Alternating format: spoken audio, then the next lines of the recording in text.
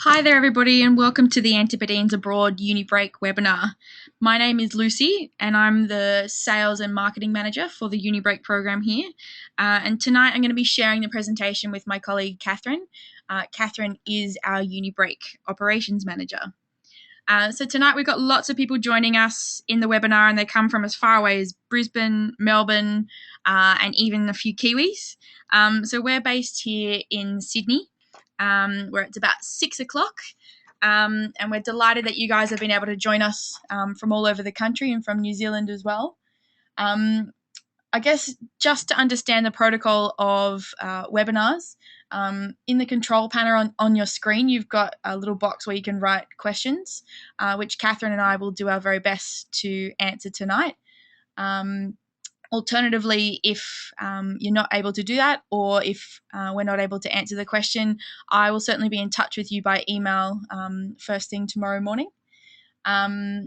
So I guess a bit of a background about what we're going to be doing tonight. The idea behind the webinar tonight is so that you guys can learn a little bit about who Antipodeans are as a company, what the UniBreak program is, and what sort of projects you're able to get involved in. So I can see that we've got a few more people joining the webinar now, so we might get started. Okay, so I guess first and foremost, what is a UniBreak? The UniBreak program is a generalist volunteer placement. What that means is that it's open to university students that are studying a broad range of disciplines. You don't have to be studying anything in particular to be accepted. The only placement whereby you need to have certain experiences in our health-based projects. I myself took a uni break when I was at uni. I went to Kenya and I was studying business. So my project didn't relate directly to my business studies, but it was by far the best thing that I've ever done. I have no doubt that whether you're studying something that's going to complement, the project that you're doing or not, these things look absolutely fantastic on your resume and certainly will broaden your horizons. So what we provide you as a company is access to these grassroots community projects that I guess you wouldn't normally have access to if you were just a backpacker or a tourist.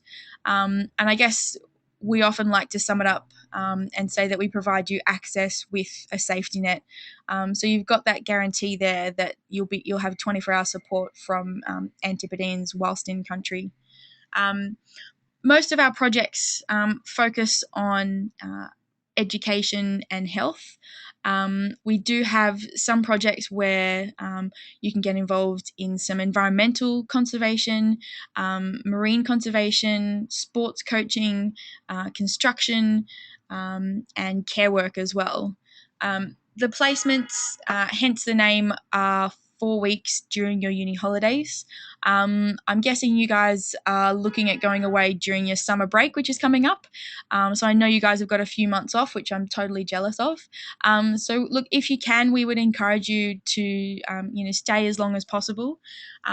4 weeks does tend to creep by when you're in country. I know for me, week one was sort of all about settling in and finding your feet, with the kids and in the project. And week four, I found like it came around, far too soon for me. So if you can extend the placement, we certainly would encourage you to.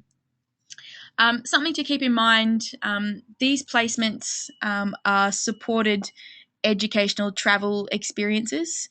So they're not humanitarian aid missions. Unfortunately, we're not a major charity. We're not the Red Cross or World Vision. So you won't be going in to sort of, provide humanitarian aid after, a major natural disaster. These placements certainly will be worthwhile, and I think you'll certainly get a lot out of them, as will the community that you're going to be working in. But they certainly are as much about your learning experiences as they are about giving back to the community where you'll be working. So what these placements, I guess, they're all grassroots community development placements. So this slide just gives you a bit of a snapshot of the different types of projects that you can get involved in. So teaching English certainly comes up in almost all of our destinations. Health education, you're probably going to hear myself and Catherine talk about health education quite a bit tonight. It's certainly something that is lacking in a lot of these developing countries, and certainly something that we're keen to, I suppose, improve, particularly in the communities where we work. There are health-based projects for those studying a health-related discipline. You can work on a construction project. You can work on a conservation project, whether it be reforestation or marine conservation. And we do have a sports coaching placement as well. So the destinations that, in a snapshot, what we visit are in Asia, we go to India, Nepal, Cambodia, Vietnam, Borneo, and China. In Africa, we go to Kenya, Ghana, and Mauritius. And in South America, we go to Peru. So why take a uni break? Look, I think this question is fairly personal. I don't think it's something that I can answer for you. But I guess these are just some points that you might consider as to why you might sign up for something like this. I guess one of the best things that these placements allow you to do is completely live within a culture rather than just traveling through it. I know I've done lots of backpacking myself through Europe and through Asia, and it's good fun being a backpacker and being a tourist, but I've never experienced something quite like I did when I did a uni break in Kenya, being welcomed into this community and really embracing the culture while I was there. I just thought it was an absolutely fantastic way to travel. What you can be assured of is that the community projects that you will work on while you're there will be sustainable and responsible. We realise, as I'm sure you do, that 4 weeks in the grand scheme of things is not a long period of time. What we want to ensure is that we don't have you guys working on a project for 4 weeks and then have nothing to do with the community for the rest of the year. We do want to ensure that these projects are continued. And that they're not just 4-week projects, where we don't have any contact with the community or the project once you guys leave. In many of the communities where we work in the communities itself for up to 10 months of the year. So your impact in the community certainly will be worthwhile and appreciated, but it will be modest. So again, something to keep in mind is that, in 4 weeks, you're not going to completely change the world, but you certainly will make an impact in the small community where you'll be based, and I guess you'll be one piece of a much bigger puzzle. For some students, as I've said, it might provide you with an insight into your chosen field of work. But certainly, I think for all students that sign up, it will help you achieve a global perspective. And I think that's something that employers these days respect. And I think that they certainly respect the fact that you've gone out and done something, a little bit challenging and, outside of your usual sort of classroom learning. Okay, so why choose Antipodeans? First and foremost, we have been organising placements for youth in the developing world for 16 years. So we are an Australian owned and run company. We're a family-based company, and we have our head office here in Sydney, and we also have an operations hub in Perth. So Antipodeans Abroad actually started 16 years ago as a school-based expedition company. So we were taking groups of school students from sort of year 10 to year 12 on leadership expeditions to the developing world. We've since branched out into what we call our Gap Break program, which is targeted towards students between school and university in their traditional gap year. And in the last 8 years, we've been running the UniBreak program, which is what you guys are looking to sign up for. So we certainly have an extensive experience in risk management and extensive experience in dealing with groups of students traveling, independently in the developing world. What we provide you is also training workshops before you go. So Catherine and Ali, who are my colleagues, they're the operations managers, they will run face-to-face training workshops in each state in Australia and potentially New Zealand, depending on how many Kiwis we get on board. But there's a lot of effort that goes into preparation in terms of giving you guys support and advice before you head off overseas. Another key thing, which I think is really important and something that I certainly was attracted to was the fact that you're always going to be traveling in a group of students. So they're all going to be tertiary age students. I realize that term can be fairly broad these days, but what you can be guaranteed is that you'll be traveling with a group of students that are like-minded and I guess there for similar reasons. The placement itself is managed not only by our staff here in our Sydney office, but also by our in-country partners, which I'll talk to you a little bit about on the next couple of slides. But our in-country partners are responsible for your 24-hour support and backup whilst you guys are in country, as well as us here in Australia. So I think that's really important, not just for you guys, but also for your parents and for, your next of kin to know that, you might be in the jungles of Borneo, but there is someone that is going to be there 24 hours a day on call to deal with any sort of emergency, whether it come from your mum and dad or from you guys in country. There are 5 people that are on backup, as well as our in-country partner to deal with any sort of emergency. And we do also work with a medical consultant, Dr. Paula Fogarty at the TMVC, which is the Travel and Medical Vaccination Clinic. I'm sure some of you will need to get a few jabs before you head off overseas. So you're able to go and visit a TMVC. There's lots of them based around Australia and New Zealand. And you can get a discount as well if you let them know that you're going away with Antipodeans. Alrighty, so a little bit about our in-country partners. This is a picture here of Seth and Tina. So this is typical of the in-country partners that you'll find in every destination where we work. Often they are local to the area. It is their job to set up these projects. So they have the connections in the schools and, the hospitals and the clinics. They liaise with us, I guess, probably months before you guys even sign up to develop these projects and ensure that not only are the community getting the most out of these placements and these projects, but you guys as volunteers are also getting the most out of them. So they organise your accommodation, your food, your transport in country, and it's their role to ensure your safety while you're there. So if you get sick, they'll take you to the clinic. If you're unhappy with your host family or your project, they can change you. But they will be your first port of call in country, and they will become almost your surrogate mum and dad while you're over there. And I know Seth and Tina are certainly, we hear from Tina at least once every 2 weeks calling to check on the students who have signed up and who are coming to visit her and at the end of the year. And they certainly care a lot about you guys, and they want to make sure you guys have the best time while you're over there. All right, so now we're off to the exciting part. So we'll start off with Africa, and first off the boat is Ghana. So Ghana, for those of you that don't know, is in West Africa. We are based in a town called Swedru, which is about 2 hours northwest of the capital, Accra. So you'll be living with a local host family in Ghana.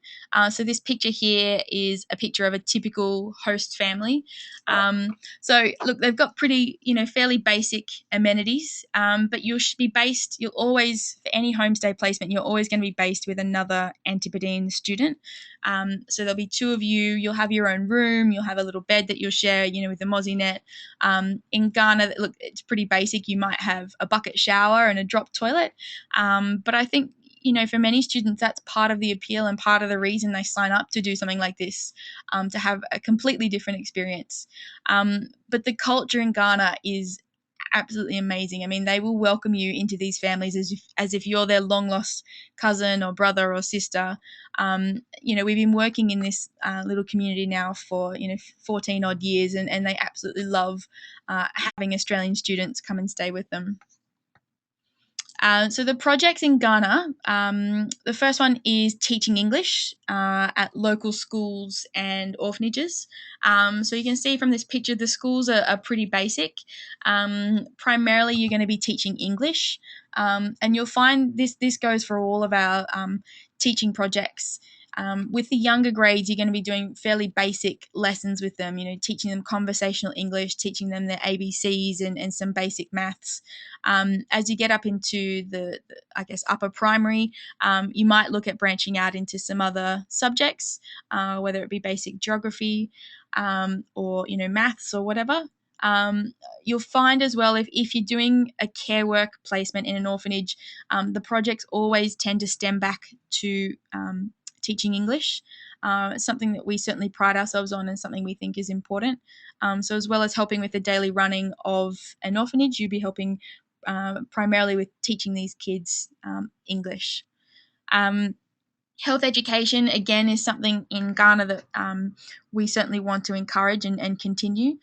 So health education can be as simple as teaching kids the importance of, washing their hands before meals or, after they go to the bathroom, or, I guess teaching them about oral hygiene, brushing the importance of brushing their teeth. So students are certainly able to get involved in that. That will take part in the local schools and orphanages as well. For those studying a health-related discipline, you can get involved in a health work placement, shadowing doctors and nurses at the local teaching hospital. So you'll be working there alongside local Ghanaian nursing and medical students. Certainly it would be, I think, a unique insight into the provision of healthcare in extremely basic circumstances. And yeah, certainly valuable, I think, if you're looking to go down that path in terms of your studies. Alrighty, so Kenya. This is the placement that I did when I was at uni. So Kenya is in East Africa. In Kenya, you're based in a village called Mulhaka, which is about 2 hours south of the town Mombasa. And in Kenya, you stay in a communal style camp. So you'll be living there with a group of volunteers, not only from Australia, but also from the UK and some from Europe as well. So you have all your meals cooked for you at camp by the camp staff. You're definitely taken pretty good care of. You'll stay in essentially dormitories, so they'll have like a girls' dorm and a boys' dorm with bunk beds, but they have Western style toilets and showers, and yeah, certainly quite comfortable. So the projects that you'll be working on will be primarily construction. So the construction could be within a local primary school or within the village. We had a group there last year that were helping to build a toilet block for a little Islamic school. This school had 400 kids, and they only had one toilet block for the boys, and so our volunteers were helping to build a toilet block for the girls. Another group were helping to rebuild a house in the village. This family's house had almost completely fallen to pieces, and so the group was helping to rebuild this house. We certainly don't expect you guys to know how to build a toilet block or how to rebuild a house. You guys will be there, and I mean, the things you'll be doing will be wheeling wheelbarrows, digging holes, mixing cement, painting classrooms, that sort of thing. I'm certainly not a builder and, haven't taken it up since I got home. But if you're happy to kind of get your hands in, get dirty, then I think this might be a great project for you. You can also get involved in teaching. For those that are interested, you can get involved at the local primary school teaching English.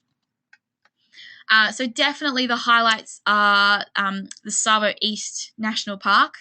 So you'll go on a 3-day game drive there. Even if you don't pick Kenya as your UniBreak destination, you have to go on safari in Africa at one point. It's absolutely phenomenal. Another great thing is that you spend your weekends at Diani Beach. Before I went to Kenya, I certainly didn't imagine for a second that they would have absolutely beautiful, white sand and beaches with crystal clear blue water. But they do, and it's absolutely fantastic. You can basically spend your weekends relaxing on the beach and getting to know the Maasai warriors. And you also get to do Swahili lessons while you're there. So I don't know whether it's something that you'll keep up. I certainly have forgotten majority of my Swahili, but it's they absolutely love it when you try and speak Swahili to them. Okay, so Mauritius. Mauritius, for those that don't know, is off the coast of Madagascar. So our projects are based on the west coast of Mauritius. This here is a picture of the accommodation. So it's twin share accommodation, self-catered. So you'll have your own kitchen where you guys will cook all your meals. So the project in Mauritius is marine conservation. So for anyone studying environmental or marine science or who has a keen interest in this area, this is a fantastically unique project. So you'll be working quite closely with a local NGO on their coral reef conservation project. So you'll be getting involved with them in terms of data collection and doing environmental impact assessments, diving down and checking on the health of the corals along the west coast, checking for the natural and man-made threats, and working with the NGO in terms of creating environmental awareness campaigns for the locals. The Mauritians rely quite heavily on fishing and tourism as an industry. And I guess what we're trying to do is educate them about how best to utilize the environment, without damaging it along the way. So certainly highlights would be, you're on a beautiful island. So whether it be a catamaran trip or scuba diving or kite surfing, there's certainly lots to keep you occupied on the weekends. Alrighty, so Peru. Peru is an amazing destination in South America. I went there on an Antips trip as well. It's the only destination I've ever been in South America, and I can't wait till I get to go back. So for our projects are based in Cusco, which is a fantastic little town. It's actually a World Heritage listed city. It's a real sort of, touristy and backpacker hub because it's the link city to Machu Picchu. So for our projects, you're based in a host family, which again I think is a big draw card for Peru. It's a fantastic way to learn Spanish. It's not a requirement to know Spanish before you go, although we would certainly encourage you, as we would with all destinations, to learn some of the basics. But as a group, you'll all be based together within walking distance of each other's houses. And the projects will be a bit of a mixture between teaching English in the primary school and construction work. So the construction work could be a mixture of three things. You might be helping to build a perimeter fence like they are in this photo here. You might help to build a little greenhouse for the primary school. The idea behind these greenhouses is so that the school can grow their own fruit and veggies throughout the year, obviously make a bit of money and feed the kids as well. Or you might help to renovate one of the primary schools. So that might be, renovating an existing classroom, whether it be painting, or you might be helping to renovate desks. If you go in January, the kids are on holidays for I think 5 or 6 days of the placement. So for the last 4 or 5 years, we've organised a summer school activity program whereby not only the kids in the community but the adults as well are able to come and enjoy free English lessons. There'll be sporting activities organised, arts and crafts, music, all sorts of things. So certainly highlights for Peru. It's an awesome place to base yourself in South America. There's so much to do and see within Peru and even within Cusco itself. We get some amazing blogs back from our volunteers about their adventures on the weekend and what they get up to. The Inca Trails certainly is something that a lot of our volunteers will do, and seeing Machu Picchu. It's absolutely amazing. Again, something I would highly recommend visiting at some point in your life. But yeah, there's lots and lots of travel opportunities for you guys on the weekend. Okay, so Borneo. Borneo for us is a new project this year, and we're really excited about it. It's unique to Antipodeans. So in Borneo, we're based in a rural Penang community, which is up near the border of Indonesia. So this is a picture here of one of the villages from one of the volunteers that stayed there last year. So look, the homestay accommodation will be basic, but it will be comfortable. You'll share a room with another volunteer, and certainly it's an awesome way to immerse yourself and live in, the rural, Borneo jungle. The primary project in Borneo is, it's a mixture between a reforestation project, So this project has started about 5 years ago, with the aim to help fight the effects of illegal logging in the area. So unfortunately, the whole of Borneo is continuously fighting illegal logging, particularly the area in the community where we're working. They're also, fighting the effects of a bushfire that went through there a little while ago and wiped out a massive part of the forest. So they still rely quite heavily on their rainforest, and to this day are still fighting for their land rights from the Malaysian government. So you guys will be able to get involved in a reforestation project which aims to plant, I think, 20,000 odd trees by early 2013. And you'll also do a teaching project. So you'll be working in a local Malaysian primary school. So these little primary schools have never had any volunteers come there before, and they're really, really excited about having native English-speaking students come and help teach English in the primary school. So certainly some of the highlights, I think the best thing about the Borneo placement is the fact that you get to live in the Borneo jungle, and it's not open to tourists. So you guys will be the only tourist in the area. So it's a really cool and unique way to immerse yourself in an Indigenous community in Borneo. Alrighty, so I'm going to hand over to Catherine now. Catherine's going to talk to you about the other destinations. Remember to keep asking questions, and I'll do my best to answer them for you.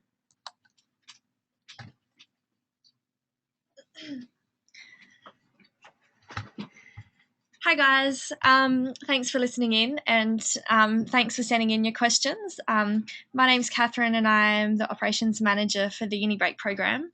So basically what my role is I work with the in-country partners to develop the projects, and I also work with you guys once you've signed up to help you get prepared for your trip, and with regards to visas and vaccinations and insurance and flights and stuff like that as well. So once you book, you'll either be handed over to myself or my colleague Alison. I was also lucky enough to volunteer when I was at university, and I worked in India. By far, volunteering was one of the best experiences of my life, basically, and I would highly recommend it to everyone. It did so much for me personally, but also professionally, and I still have a lot of connections and ties with the kids that I worked with when I was there. So tonight I'm just going to talk about the other few countries that we work in. And first up is Nepal. So as you can see in the map, Nepal's a tiny landlocked country bordering India and Tibet. I've never been anywhere that's so geographically diverse like Nepal. It's a tiny country. You can get by bus from the north to the south in 8 or 9 hours at the most. And on one side of the country, when you fly in, if you get on the right-hand side of the plane, you can see the Himalayas, and you can even see Mount Everest on a clear day. And then literally only a 6-hour bus ride away on the borders of India, you've got these amazing jungles with elephants and rhinos and monkeys and tigers in them. And you can all see all of that all in one weekend. So it is a really beautiful country with really, really friendly people as well. In Nepal, we have 2 project locations. The first one is in Pokhara. Pokhara is an 8-hour bus ride northwest of Kathmandu. It is said to be one of the most prettiest places in the world, and I would say it is. It's situated on this beautiful lake, and it sits right below the Annapurna Ranges. So on a clear day, you've got the mountains standing right in front of you, and often they reflect in the lake, and it's really, really beautiful. And we also work in Kathmandu itself, in Kathmandu and around the Kathmandu Valley. Kathmandu is such an awesome city, and it never sleeps. It's chaotic, it's exciting, it's fun. There's lots of things to see and do, temples. It's a really great city to be in. And in both locations, wherever you're placed or wherever you decide to work, you will be living with host families. Up in Pokhara, we have a lot of connections with a Tibetan refugee community. Actually, our partner Sonam, who runs the program there for us. Sonam is a Tibetan refugee himself. So him and his family live in this refugee village, and all of our host families also live in that village. It's a very tight-knit community, and you should see it as a real privilege to be welcomed into this community. And it will give you a different insight into, Nepali life, because, their Tibetans are quite different and have quite a different history as well. And then in Kathmandu, you also are staying with host families, but you will be, they're Nepali families. It's a very nice district, very safe district of Kathmandu. It's only about 15 minutes by taxi to the local backpacker area where there's lots of restaurants and shops and pubs and stuff like that. So the projects are split up. In Kathmandu, they're all health-based projects at the moment. So we work with a couple of different hospitals. They're medium-sized hospitals, lots of different departments that you can get involved in. And I'll do my best to work with you and our partner in Kathmandu over the coming months to work out which hospital you might be best suited to, and talk to you about the different variety of departments and stuff like that as well. We also are working with a HIV clinic in Kathmandu, which is really exciting. They do a lot of outreach work and promotional work as well to the communities in the area. And we also work with a couple of centres for people with disabilities. So these centres are quite good for anyone studying health sciences, like physios and OTs and speech therapists. In the final week of your placement in Kathmandu, it is optional, but we really are encouraging you guys to take up the health education and health promotion work that we're running. Our July group did such a fantastic job in the Kathmandu Valley, working at a couple of schools, and they were focusing on a LICE program. So we're hoping that this group that are going in November and again in January are going to continue that same work with the children in these schools in the same area. We'll give you lots of support with regards to the health education, especially if you haven't had any experience in it. We'll provide you with a health education manual, and I'll give you lots of support and ideas on lesson planning and stuff like that. And up in Pokhara, the projects are different. They're mainly all teaching and care work. So we work with about 4 or 5 different schools. Most of them are private or NGO schools.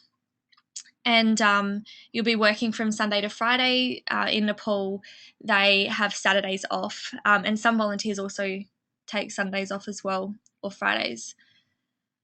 And you'll be assisting a local teacher, but we really encourage you to come prepared with some games and some lessons and, educational activities up your sleeve, because in Nepal is one of the countries notorious for a volunteer walking into the classroom and the teacher kind of disappearing on the first or second day, or falling asleep at the back of the classroom. So in those situations, you are kind of thrown in the deep end. But it doesn't happen to everyone, but we want you guys to be as prepared as possible. And we also have work with a couple of orphanages and Tibetan homes for kids as well. So that would involve a little bit of teaching as well. We really try and focus all of our projects in education, but you could also get involved with sports activities and arts and crafts lessons and stuff like that with the kids. We do have a health project in Pokhara at a small city hospital. It's Fishtail Hospital, and it is a good project. And if anyone's desperate to go to Pokhara, we can place you here. It's got about 100 beds and like normal standard, lots of different departments, and a big outpatient department as well. Highlights. I think the number one highlight for me when I was in Nepal was Chitwan National Park. Whether you're in Pokhara or Kathmandu, there is you will be able to visit the national park. It's so cool. You just catch the bus down, stay a couple of nights in the national park. There's these jungle lodges that you can stay in, and you can wake up and hear, all the animals around you. And you can go elephant trekking, and we saw rhinoceroses. If you're lucky, you'll see a tiger as well. And it's just a really fun weekend away. Obviously, there's lots of trekking as well you can do in Nepal. I did a big trek when I was there, and that took 2 weeks, but there's which you could definitely do after your placement. And I know a lot of our November and January students are planning on doing that. But there's also a lot of opportunities, especially if you're in Pokhara, to do short trips up into the mountains on your weekends. So India, I could definitely talk all night about India, but I won't. Won't bore you. India is chaotic. It's insane. It's exciting. It's fun. It's amazing. Even when I go back to India now, and I've been back quite a few times since I volunteered there, my jaw still drops to the ground in awe when I get there, and I still go through feelings of culture shock in the first few days when I get to India. It is just so unbelievably different to what we're used to here in Australia.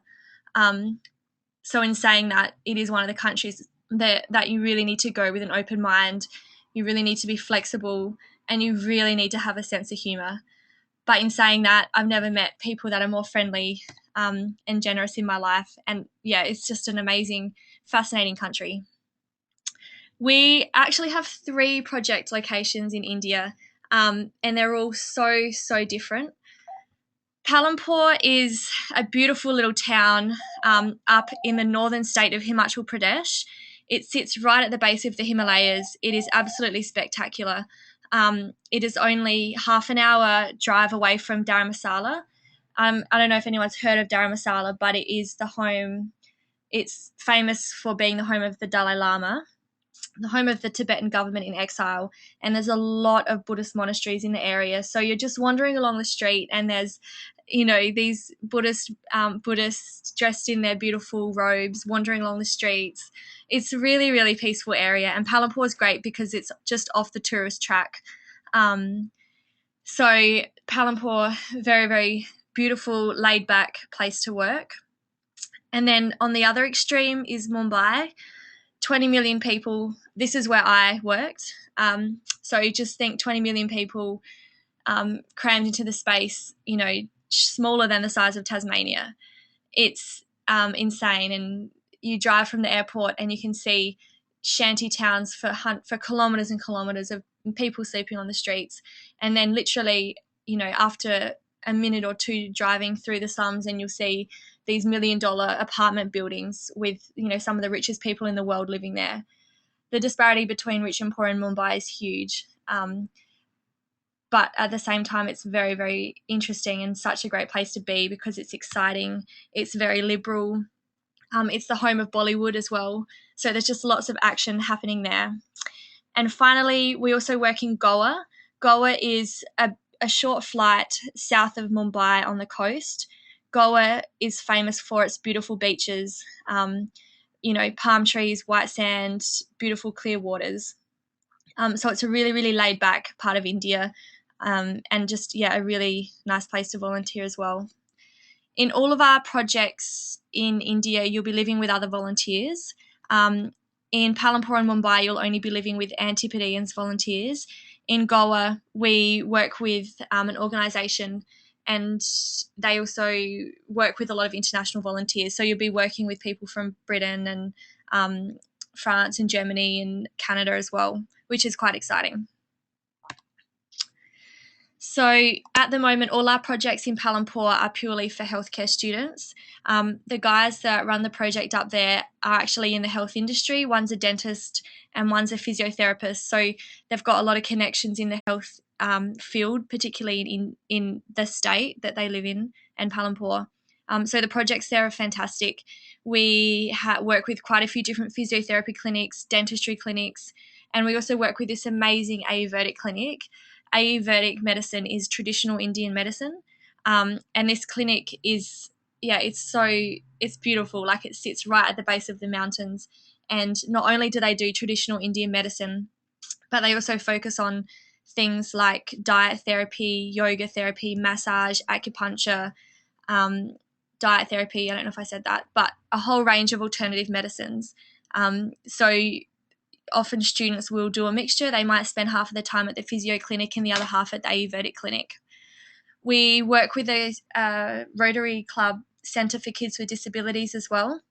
Fantastic opportunities there for students who are studying like OT, physio or speech. And then we also work with a surgical hospital in the city. It's an amazing little hospital run by this doctor who is so passionate about it. Him and his wife. It was so insanely busy when I went there. There was like over 100 people waiting to be seen by her. And they do a lot of surgeries. So if anyone's interested in emergency trauma surgery, like, it's a really good place to be. And finally, very similar to Kathmandu, we run health promotion work in the villages around Palanpur. So in the last week, you'll be involved in working as a team with the other Antips students to develop, plan and run these health education workshops. And I'll give you advice before you go about what you need to start planning for, in terms of whether it's first aid or whether it's sexual health or whether it's, hygiene or whatever. In Mumbai, our projects again are purely health at the moment. We work with a couple of hospitals. One's a paediatric hospital and the other's a bigger hospital with a lot of different wards. And we also work with a centre. It's a school for kids with disabilities, and that's what the photo that you can see is showing. The school is quite well funded, not funded, it's very underfunded, but it has some basic resources that physios and OTs and speech therapists can use. The only thing is with the school is that they can't afford to pay for any locally qualified therapists to come and work with the kids. So you'll be lucky if when you're there, you're supported by a locally qualified person. So for this project, you really need to use your initiative and be prepared to be able to develop, plans and work with the kids yourself. And finally, Goa. This is where we will happily send all of our teaching and care volunteers. We work with quite a few different primary schools, and most of them are based in the local slum areas and in the fishing villages. A lot of the kids in the classes that you run, especially in the fishing villages, can be quite informal. So you'll probably find that there's no curriculum, no structure, and you really have to come prepared to develop the lessons and work with the kids, and find out, what standard they're at, and, work from there with them. But so worthwhile nonetheless. And you'll probably find that you've got a class of 10 kids one day from the fishing village, and then the next day 40 will come, and then the next day 15 will come. So yeah, it can be tough, but really, really worthwhile at the same time. We also work with a few orphanages where we really encourage, again, you to work with the kids in education, whether that's English, and usually that's all they want to learn from you. I remember when I walked into the orphanage that I worked at, as soon as they realised that I could speak English, that's all they wanted me to do every second of the day, even at like 11 o'clock at night when I wanted to go home. All they wanted me to do was give them English lessons. So yeah, education, we really focus on that in the orphanages. And we also work with nursing homes, which some nurses have been attracted to, and we do health education work as well in Goa.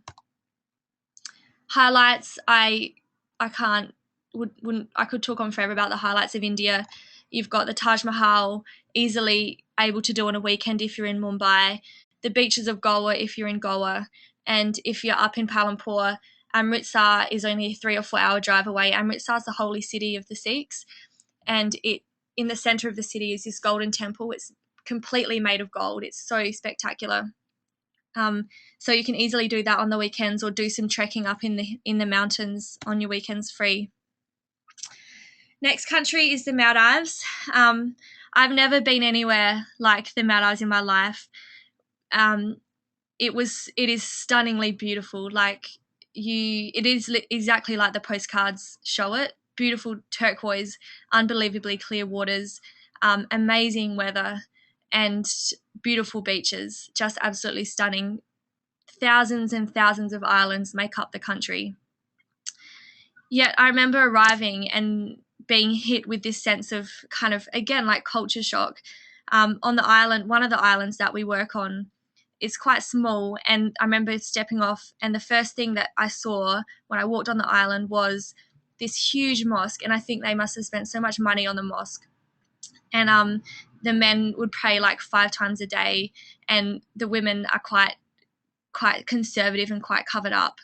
And it's just a very, very interesting country in that respect in terms of the religion. But that definitely shouldn't turn you off, because the locals are so inquisitive and so excited to hear about, to learn about where you're from and to learn about our culture as well. So this program is very much about, cultural understanding as much as it is, working and volunteering in the school or in the hospital. We have 2 islands that we're actually working on at the moment. So one is Tinadu, which is just above the equator, and one is the island of Adu, which is just south of the equator. Both of the islands are south of Male, which is the capital. All you need to do is fly into Male, and we will be organising all of the domestic transport for you guys. And local guest houses for both, so you'll be living with other volunteers. There's Wi-Fi, there's Western showers. It's really, really nice place to stay and to live and to work in these guest houses. So the projects vary, and depending on where your experience and where your interests lie will depend on what island you're placed on, basically. If you've got a preference, then of course, I'll take that into consideration. We work with the schools in the Maldives on both islands.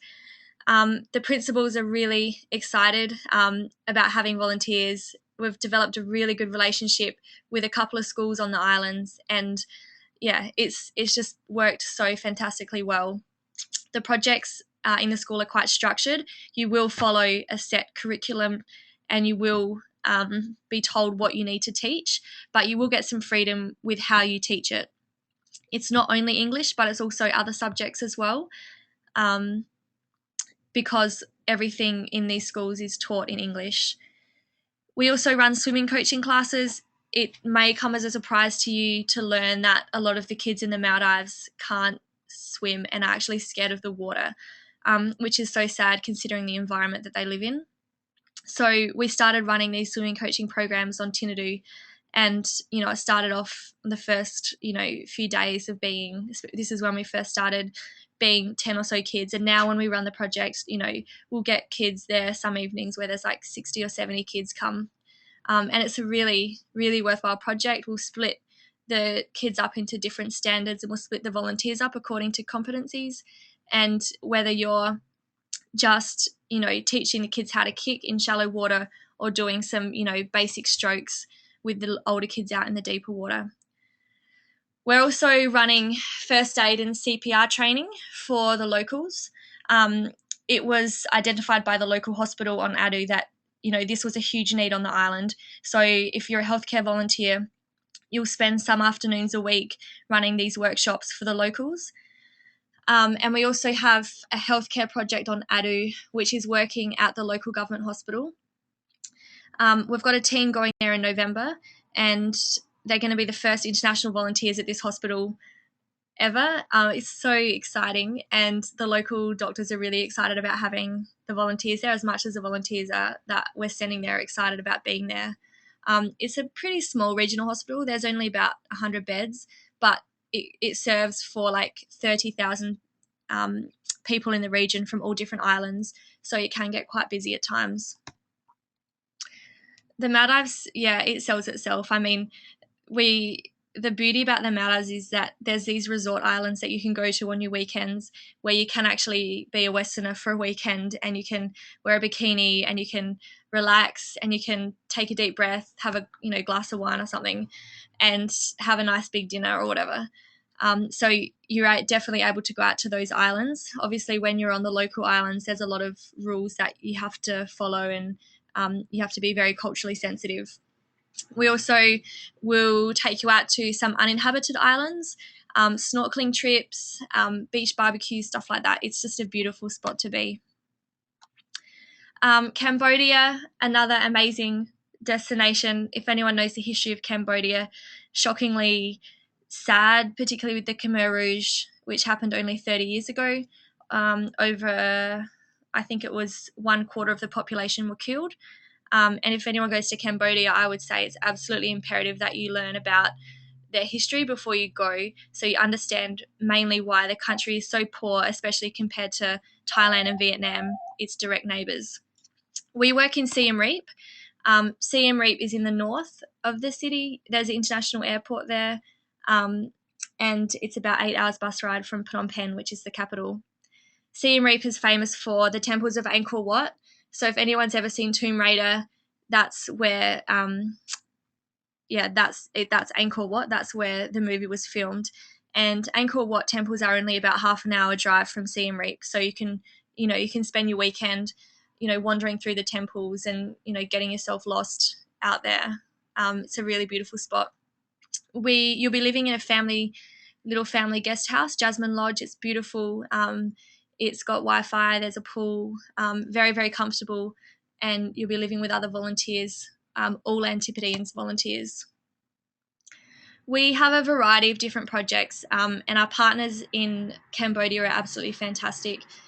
We've been working with them for a long time now, and they're really committed to sustainable tourism and working with these grassroots community development organisations. So there's a small NGO school that we work with, and they run English classes as well as sports, and they have like a little farming project there as well, arts and crafts. We do a lot of health education work, particularly out at the Military Handicap Development Centre, which is probably one of the biggest projects that we have. We've been working with this centre for years and years and years now, and there's just been we've had such a huge positive impact out there. The centre's probably about 40 minutes from Siem Reap, and the centre was specifically set up for soldiers who have been injured or hurt during service. There's also a lot of soldiers who have lost limbs from landmine. From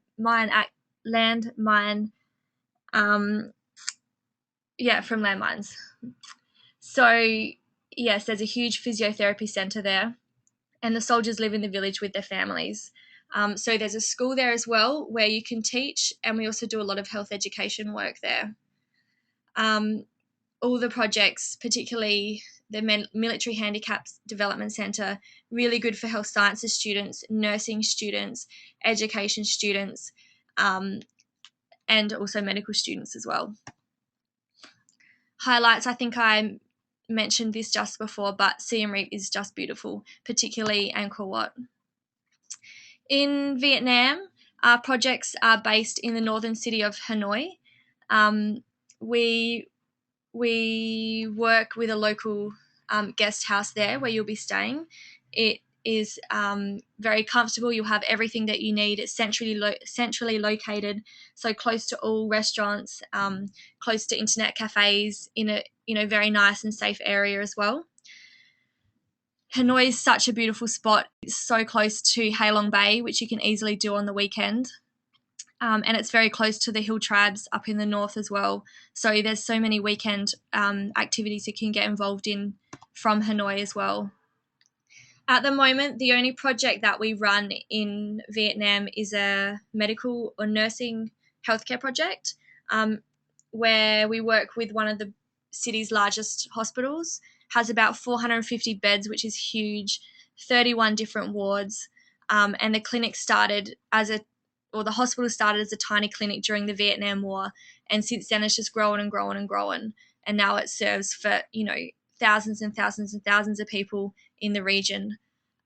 So we're sending a team of 10 students there in November for the first time, and it's going to be the first time that this hospital has hosted international volunteers. So once again, like in the Maldives, they're really excited about having us students there, and we hope that the relationship's going to flourish and continue over the years to come. I think I touched on this. This is a photo of Halong Bay, just so beautiful. And finally, in China, China's probably the real different program that we run. Rather than a volunteer project, it is an internship, and it doesn't go for 1 month. It goes for over a 6-month period. This will involve a 1-month TEFL teaching course, where you'll be based in Beijing, and you get to live with other students in the university dormitories. And during this 1 month, you'll study and you'll get your TEFL qualifications, which is teaching English as a foreign language.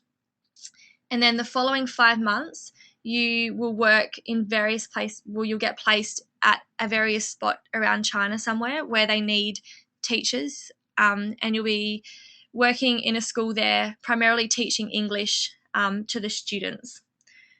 I guess 6 months, like you'll need to take a semester off uni, obviously.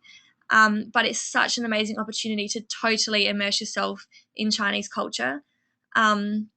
And within 6 months, I think you'd be professional at speaking Mandarin as well, which would be very, very handy to have under your belt.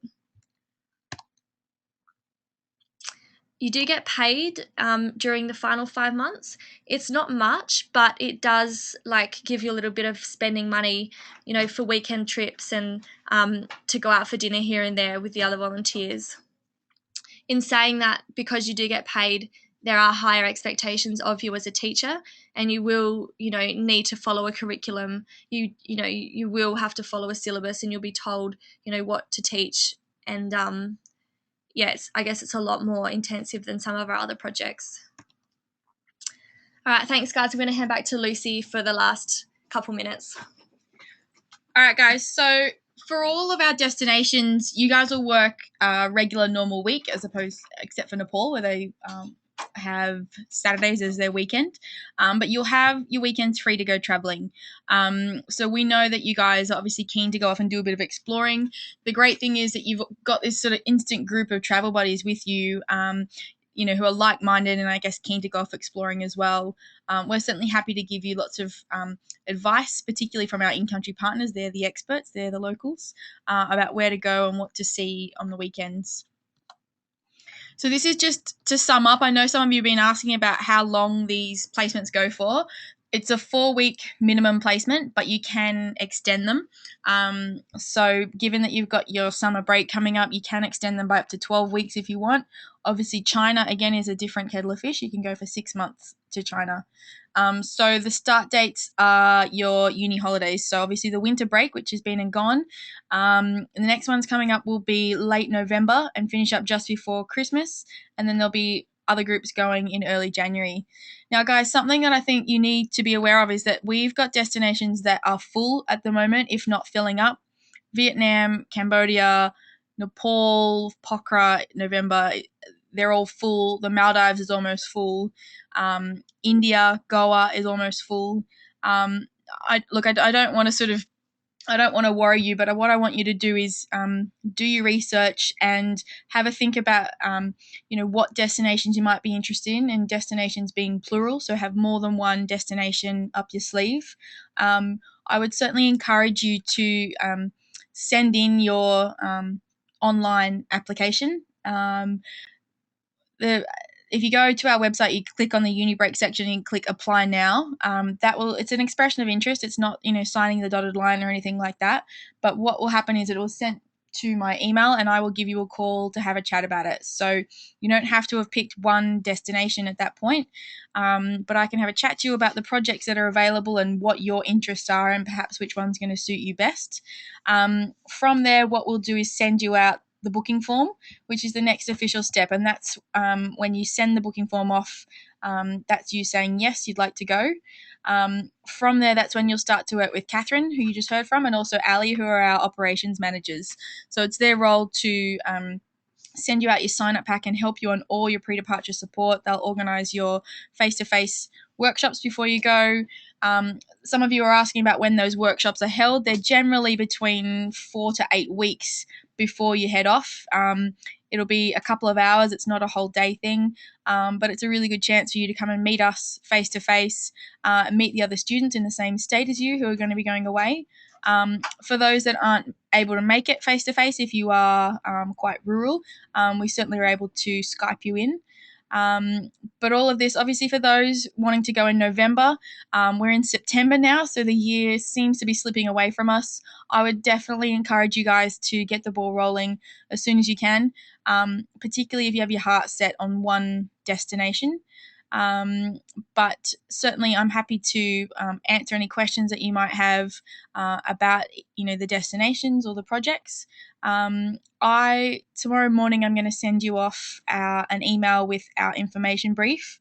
That info brief will go through each destination and the projects that are involved, and you'll see on one of the back pages there's a list of destinations, dates, and prices.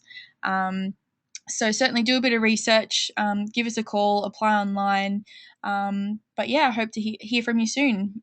Thanks so much for joining us tonight, guys. Have a good night, and yeah, hopefully we'll speak soon. Bye. The other thing, guys, if you want, we can stay around. Catherine and I will stay around for the next sort of 5-10 minutes to answer any questions. So feel free to still send them through. Thanks.